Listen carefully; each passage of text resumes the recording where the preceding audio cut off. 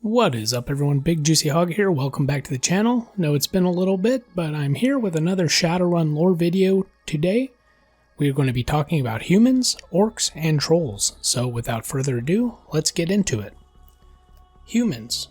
Maybe you think human equals boring. Maybe it does, in a way. But being boring isn't the worst disadvantage to have. So we don't have pointed ears and tons of magic like elves, or a knack for finding our way around engines like dwarves, or 1,000 orc buddies who'll save our skins just because we look like them, or the massive size and strength of a troll, so useful in dark alleys. What we do have is a long history of being the only race in town, and the advantages that come with it. Humans are the only race in the world's recorded history until about 50 years ago, and there are still more of us than there are any other race. This makes us the norm, which to view other races. For example, dwarves are shorter than humans and other races are taller. If trolls were the norm, we'd all be considered short. Humans are the baseline for comparison, which automatically gives us a position of privilege. We're not actually better than any other race, but lots of people, humans and others, think we are. This is a good thing in some ways and a really bad thing in others. On the good side, at least from a practical point of view, being a human means I look like the majority of other people almost everywhere I go. Things are designed for people like me. Buildings, clothes, cars, keyboards, cyberware, and so on. Unless I spend some time in the Orc Underground or in Tir Tanger, where humans are a tiny minority, no one much is going to hassle me just because I look different. If I walk down the city streets packing a large gun, authority is likelier to give me a pass than it would if it were a troll.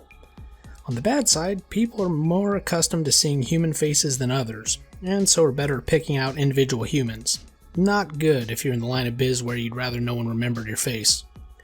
Then there's a larger issue of prejudice. Too many people say people and mean humans only. Other races are called metahuman to distinguish them from the plain old us.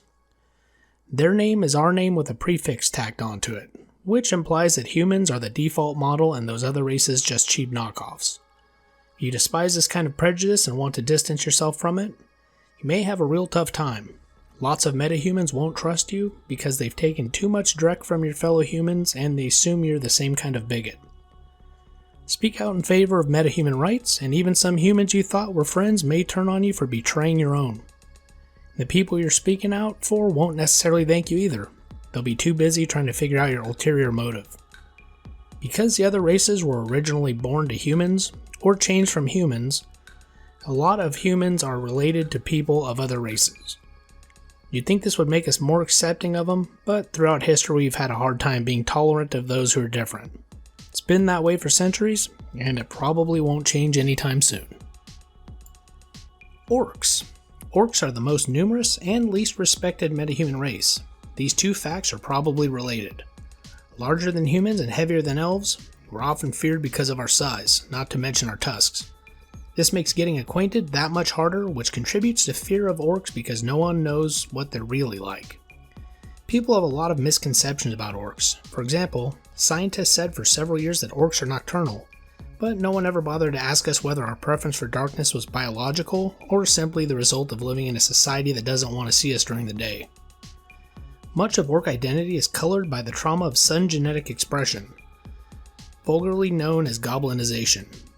Any orcs over 40 years old were not born orcs, but transformed, either in the mass change of April 2021 or on their own as adolescents. Either way, virtually every adult orc alive today faces rejection by family, friends, and society upon becoming what they are. This cannot help but color our view of the world, and so there's a grain of truth to allegations that we see anti-orc feelings where none exist. Only a grain, however. Many of the other races would prefer we didn't exist, and do their best to keep us out of their daily lives. Orcs in most areas have difficulty finding employment, buying land, or otherwise supporting themselves within the larger community. Rampant discrimination leads many orcs into lives of crime, and is the only way in which to keep a roof over their heads and food on the table. Young orcs often band together into gangs for mutual protection in their harsh neighborhoods, and may turn on any outsiders as a potential threat. And then there are people like me, whose rare magical gifts would make us prized if we wore any other shape other than an orc's. But we're of a goblin race, and so must use our talents in other ways. All of this reinforces negative images of orcs throughout society. Orcs who try to work hard and play by the rules, as the famous platitude has it, find acceptance that much harder to earn. Orcs most often find work as laborers, where our size and strength is appreciated. Because we're nearly as strong as trolls, but not so large, we have greater agility and can fit more easily into spaces designed for human convenience. We tend to live apart from other races because others shun us. At first, most orcs wanted to live where they always had, in mainstream society. These days, many orcs prefer to live among their own. Some want us to have our own nation, as the elves do. Organizations of orcs are working on a variety of ways to improve our life and for those of our people. As more orcs reach adulthood, who were born orcs, things may look brighter. As we develop our own distinctive customs and culture, other races may understand us better. They will need to do so for their own sake. Orc women have a high incidence of multiple births, which make us the world's fastest growing population. The other races will have to come to terms with us sooner or later. Trolls. You may have wondered how this essay would read. Maybe you expected something like, "Please like us trolls, us are good." Sorry folks, being a troll doesn't make me brain dead, no matter what lots of other people think. If trolls are really as dumb as we're made out to be, there wouldn't be too many troll runners. We'd all be dead of our own idiocy by now. Most people equate size with stupidity, and assume trolls are dumb because we're big. Centuries of comedy in which the clever little weakling outwitted the big, strong guy have primed people to have low expectations of trolls. Another factor in the dumb as a plascrete wall image is probably our teeth.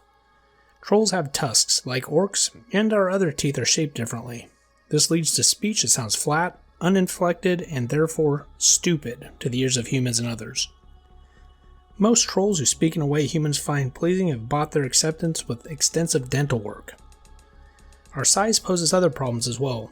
Trolls often find everyday life uncomfortable, physically and socially. Everything is built for much smaller people. We don't fit in spaces like small automobiles or compartments in coffin hotels. Can't squeeze into most standard chairs and desks, which is why so few of us take office jobs.